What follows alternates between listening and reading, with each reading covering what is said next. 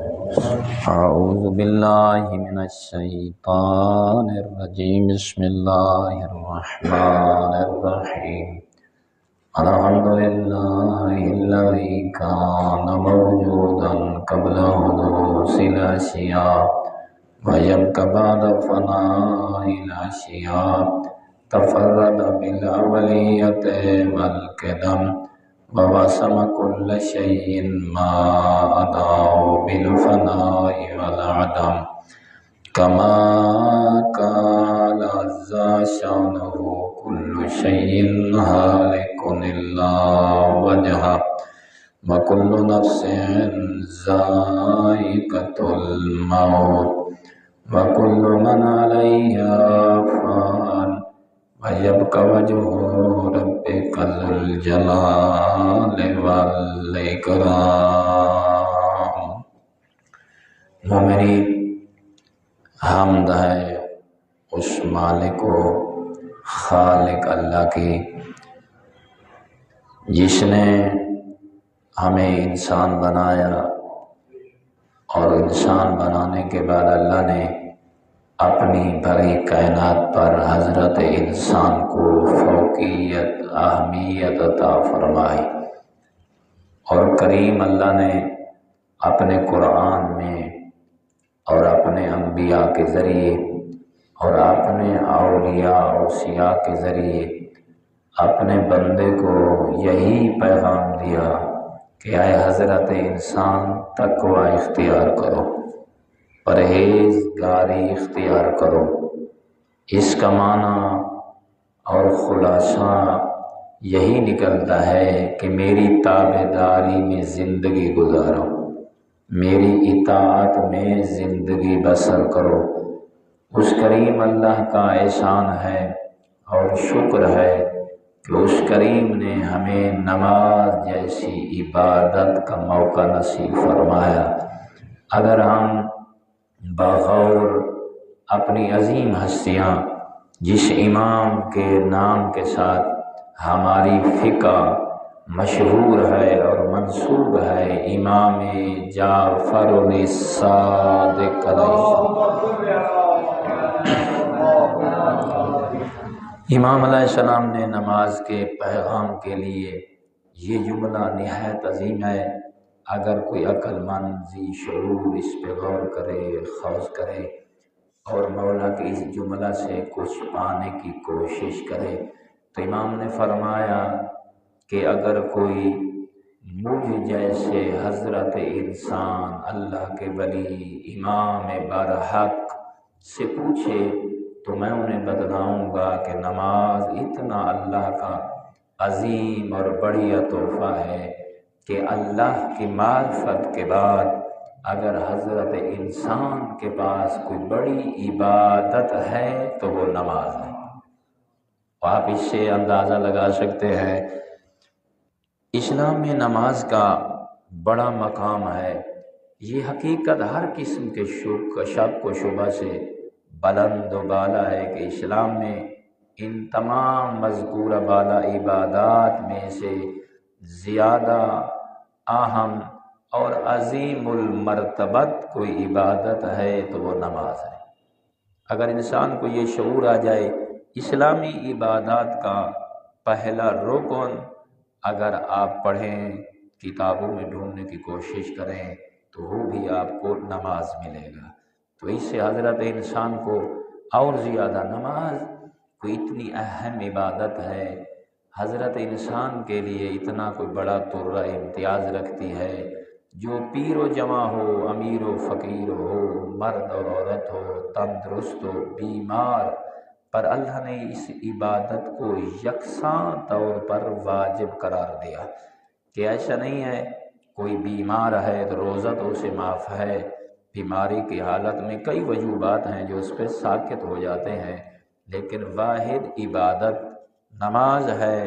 اگر انسان بیمار بھی ہے، مثلا کھڑا ہو کے نماز نہیں پڑھ سکتا تو بیٹھ کر نماز پڑھنے کا حکم ہے۔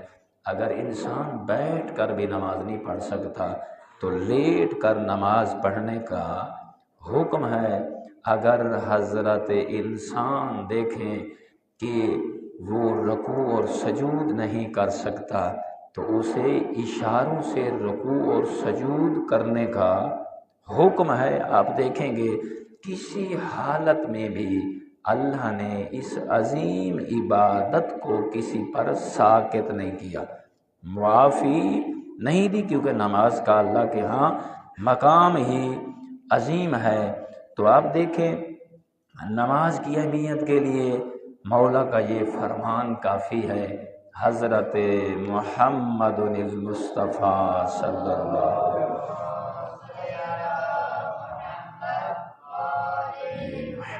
آپ کے اور میرے مولا ارشاد فرماتے ہیں اذا قام الصلاۃ الی العبد، یا اذا قام العبد الی الصلاۃ، جب کوئی بندہ نماز کے لیے کھڑا ہوتا ہے، فرمایا دیکھ تو کس کی بارگاہ میں کھڑا ہے اور کون سی عبادت بجا رہا ہے۔ اذا قام العبد الی الصلاۃ، جب حضرت انسان نماز کے لیے مومنین کھڑا ہوتا ہے تو اللہ اس کھڑے ہونے کا اسے اجر کیا عطا فرماتا ہے۔ جب حضرت انسان کھڑے ہو کر مومنین اپنے بچوں تک یہ پیغام پہنچائیں، تکبیرۃ الاحرام کہتا ہے، اس تکبیرۃ الاحرام جو انسان نماز کے لیے کھڑا ہو کر اسے ادا کرتا ہے، ایک تکبیرۃ الاحرام کا اللہ اجر اپنے بندے کو یہ دیتا ہے، خرج من ذنوبہ کیوم ولدتہ امہ۔ فرمایا آپ کے آقا نے جب کوئی کھڑا ہوتا ہے نماز کے لیے ایک تکبیرۃ الاحرام کو بجا لاتا ہے، اللہ اس ایک تکبیر کہنے کے عوض اسے گناہوں سے ایسے پاک کر دیتا ہے جیسے ابھی وہ ماں کے شکم سے پیدا ہوا۔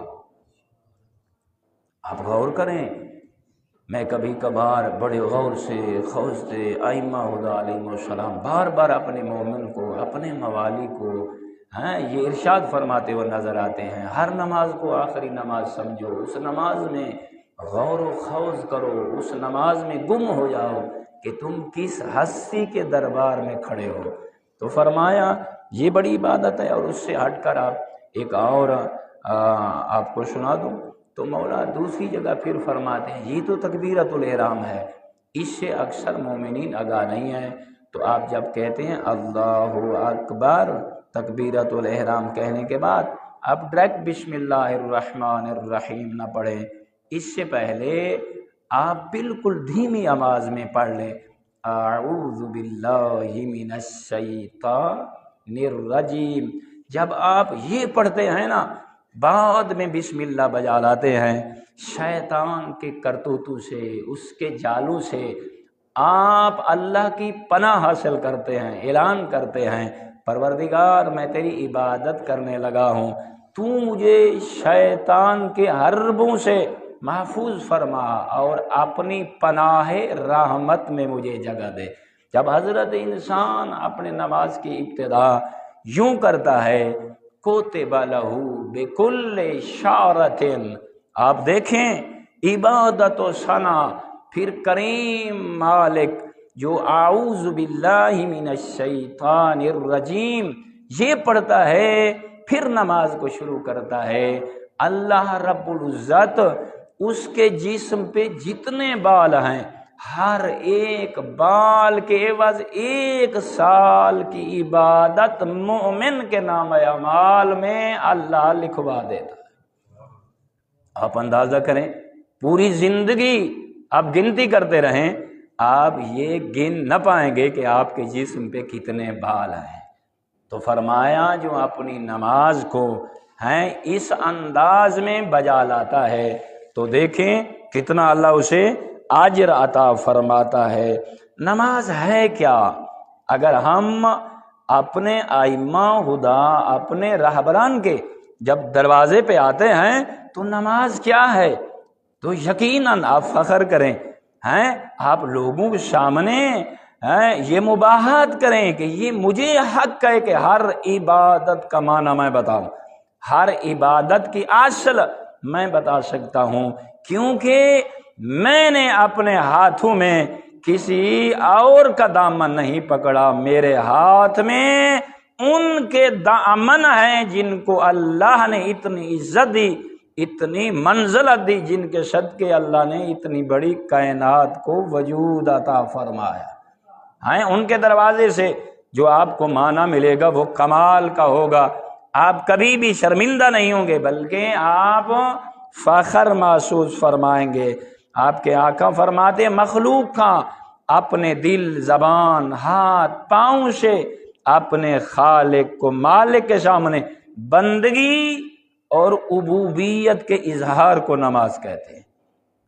بندہ اپنی زبان سے، اپنے ہاتھوں سے، اپنے دل سے، اپنے پاؤں سے اظہار کر رہا ہے کہ تو میرا مالک ہے، میں تیرا غلام ہوں،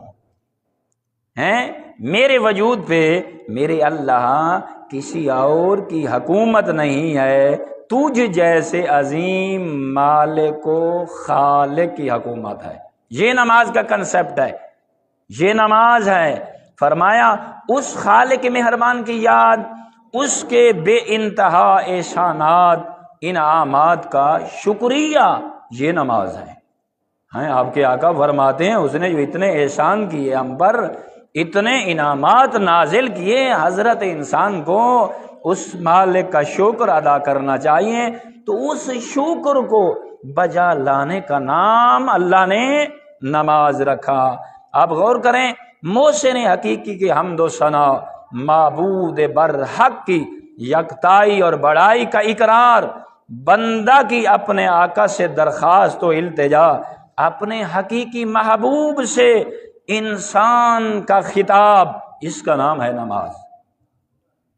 اگر انسان اس نیت سے اپنے رب کی بارگاہ میں آتا ہے، پھر فرمائے یہ نماز خالق و مخلوق کے باہمی تعلق کا شرازہ ہے، یہ بڑی مٹھاس ہے، یہ بڑی لطافت ہے، یہ عظیم ربط ہے ایک مخلوق کا اپنے خالق کے ساتھ۔ فرمایا یہ بندھن ہے، اس میں اپنے آپ کو باندھ لو، پھر تم شیطان کے ہر قسمی حربوں سے بچ جاؤ گے اور اللہ کے انعامات کا آپ بہترین پروا ہوا ہیں عظیم ایک خیمہ بن جاؤ گے۔ فرمایا ایک مضطرب دل جو ہے، اگر اس مضطرب دل کو آپ تسکین بخشنا چاہتے ہیں، جو دل ہر وقت ڈرا رہتا ہے، خوف زدہ رہتا ہے، مضطرب، پریشان، مصیبتوں میں گھرا رہتا ہے، اس مضطرب دل کی تسکین کا نام اللہ نے نماز رکھا۔ آئے جو ڈرا ہوا ہے نماز پڑھے، پھر اللہ کے انعامات کو وصول کرے۔ فرمایا غور کریں آپ کے ائمہ نے کیسے کیسے انمول الفاظوں میں نماز کی عظمت کو بیان کیا۔ فرمایا جو معاشرے میں، جو بستیوں میں، جو کسی ملک میں رہتا ہے، اس کا کوئی ساتھی نہیں ہے، اس کا کوئی ساتھ نہیں دیتا، اس کا کوئی پرسان حال نہیں ہے، وہ اپنے آپ کو ایک بے بس اور بے آسرا سمجھتا ہے، تو وہ اپنے آپ کو بے بس نہ سمجھے، بے آسرا نہ سمجھے۔ اللہ نے اس کا ساتھی اور اس کا بہترین سہارا نماز کو قرار دیا۔ آؤ تجھ سے کوئی نہیں بولتا، تیرے ساتھ کوئی نہیں آتا، بیٹھتا نہیں ہے، باتیں نہیں کرتا، تو تیرا رب تجھے بلا رہا ہے۔ جب رب تجھے بلاتا ہے اپنے رب کے پاس آ جا۔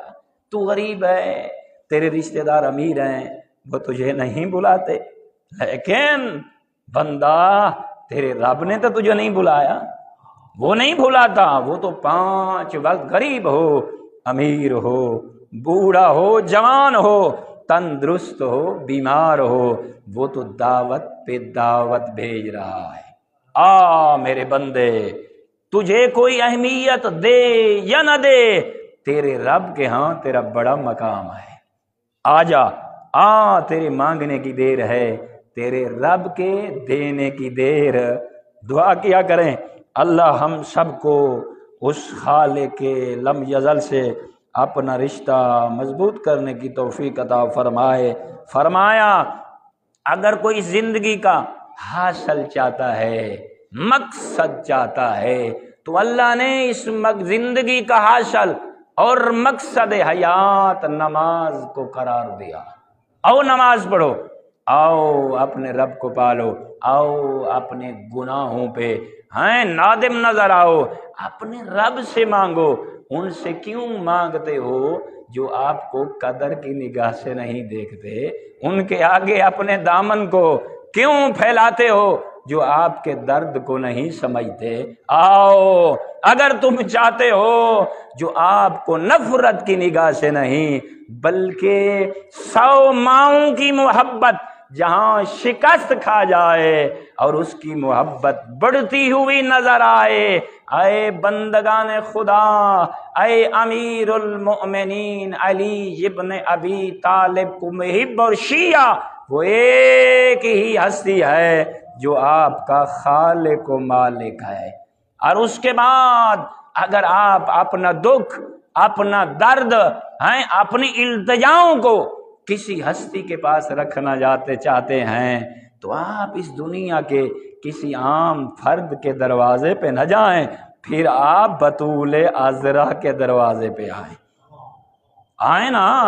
آپ کی کوئی بات سنے یا نہ سنے، لیکن امام مہدی برحق ہر وقت جوان ہو، بوڑھا ہو، مرد ہو، عورت ہو، آپ کا امام ہر وقت آپ کو اپنی دعاؤں میں یاد رکھتا ہے، اور آپ کی طرف امام نظر رحمت کیے ہوئے ہے۔ امام تو انتظار کرتا ہے یہ مومن ان لوگوں کی بجائے کبھی ایسا وقت بھی نکالے گا جب مجھ جیسے شفیق وہ درگزر کرنے والے امام سے باتیں کرے گا۔ آپ بتائیں، ہم نے کبھی اپنے احوال اپنے امام سے شیئر کیے؟ اپنے امام کو بتلائیں، اپنے امام کو یہ درخواست دی کہ مولا میں نے تیرے دامن کو پکڑا لیکن میرے وجود سے گناہوں کا انبار نہیں جاتا، مولا کیا وجہ ہے؟ میری آنکھوں میں وہ تڑپ نہیں، میرے کانوں میں وہ سماعت نہیں، میرے مولا کیا وجہ ہے؟ میری زبان میں وہ لطافت نہیں، میرے دل میں وہ روحانیت اور اطمینان نہیں جو تیرے محب کے پاس ہونا چاہیے۔ کبھی آپ نے اور مجھ جیسے حقیر نے اپنے مولا کی بارگاہ میں درخواست کی تو آپ خالی دامن جھاڑتے ہوئے نظر آئیں گے سیدہ پہ بلند تر صلوات۔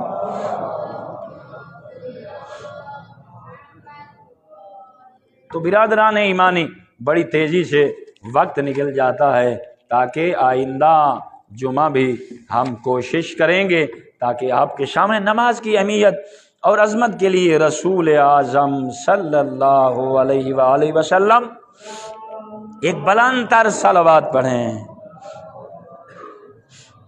اب غور کریں، یہ ایک فرمان کافی ہے، رسول اللہ کو نماز سے کتنی محبت ہے۔ تو رسول اللہ فرماتے ہیں جعل اللہ جل ثناؤہ قرۃ عینی فی الصلاۃ، اپنے محبوں کی طرف، اپنے کلمہ پڑھنے والوں، اپنی امت کی طرف دیکھتے ہیں جناب زہرا صلوات اللہ علیہا کے بابا، اور فرماتے ہیں اے لوگوں، اللہ تعالیٰ نے نماز کو میرے لیے میری آنکھوں کی ٹھنڈک قرار دیا ہے۔ جب میں محمد چاہتا ہوں کہ میری آنکھیں ٹھنڈی ہو جائیں، یہ غم سے نجات پا جائیں، تو تمہارا نبی اعظم اس وقت نماز کو گلے سے لگا لیتا ہے، اس وقت مصلی بچھا لیتا ہے۔ جب تمہارا نبی زہرا عذرا کا بابا مصلی پہ آتا ہے تو دنیا کے غم دور جا گرتے ہیں، آپ کا آقا اپنے رب کی رحمات کے سائے میں نظر آتا ہے، انعامات سمیٹ رہا ہوتا ہے، پھر ملائکہ دائیں بائیں آ جاتے ہیں اور یہ پھر فخر کرتے ہیں کائنات میں میرے اللہ کتنا عظیم تیرا بندہ ہے، اسی طرح قیام کر رہا ہے جیسے تو قیام کا حق رکھتا ہے۔ کوئی اور ہے؟ جو رسول اعظم جیسا قیام کرے، کوئی ہے دنیا میں جو رسول جیسی ہیں صلوات پڑھے، اس کی تمجید کرے اور تمہید کرے اور اللہ کی ثنا کرے؟ پھر مولا نے فرمایا نماز کے کنسپٹ کو غور کرنا، کیسے مولا سمجھانے کی کوشش کر رہے ہیں۔ وَحَبَّبَ إِلَى الصَّلَاةِ كَمَا حَبَّبَ إِلَى الْجَائِ الطعام۔ فرمایا لوگوں جیسے ایک بھوکا ہوتا ہے نا، بھوکا اسے تمنا ہوتی ہے، وہ سیر نہیں ہوتا، اس کی بھوک نہیں مٹتی جب تک اس کے سامنے طعام نہ آ جائے، کوئی کھانا نہ آ جائے، اس وقت تک وہ سیر نہیں ہوتا۔ وَلَلظَّمْآنِ الْمَاءُ، جیسے کہ آپ پیاسے کو دیکھتے ہیں، وہ پیاس سے کبھی سیراب نہیں ہوتا جب تک وہ پانی کو نہ پی لے۔ غور کرنا، اس حدیث کو سمجھنا، نماز کی اہمیت ابھر کر آپ کے دلوں میں پیوست ہو جائے گی۔ فرمایا آپ دیکھتے ہیں نا، جب ایک بھوکا، اس کی بھوک تب ختم ہوگی جب کوئی شے کھائے گا۔ ایک پیاسا ہے نا، اس کی یہ پیاس تب ختم ہوگی جب وہ پانی پیے گا۔ فرماتا ہے آؤ میں نماز سے کتنی محبت کرتا ہوں۔ پھر فرمایا اذا اکل شبع وان طمعنا اذا شرب، فرمایا جب بھوکے کے سامنے کھانا آ جائے نا تو وہ کھانا کھانے کے بعد سیر ہو جاتا ہے، جب پیاسا پانی کو پی لے وہ سیراب ہو جاتا ہے۔ انا لا اشبع من الصلاۃ، میں محمد اتنا زیادہ بھوکا اور پیاسا ہوں نماز کا، میں جتنے سجدے ادا کروں، میں جتنے رکوع ادا کروں، میں جتنے قیام کروں، دن اور رات اللہ کی تسبیح کرتا رہوں، میں محمد اس نماز سے نہ سیر ہوتا ہوں نہ سیراب ہوتا ہوں۔ نماز اتنی بڑی اللہ رب العزت کی طرف سے نعمت ہے، بلند تر صلوات۔ اما بعد، بسم اللہ الرحمن الرحیم۔ قل هو اللہ احد اللہ الصمد لم یلد ولم یولد ولم یکن له کفوا احد۔